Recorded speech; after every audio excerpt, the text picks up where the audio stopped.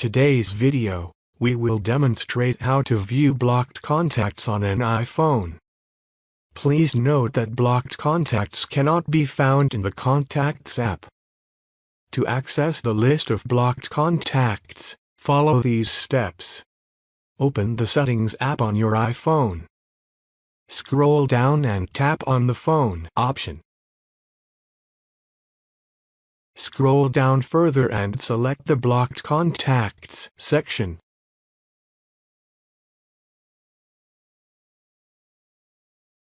Here, you will find a list of all the phone numbers that you have blocked.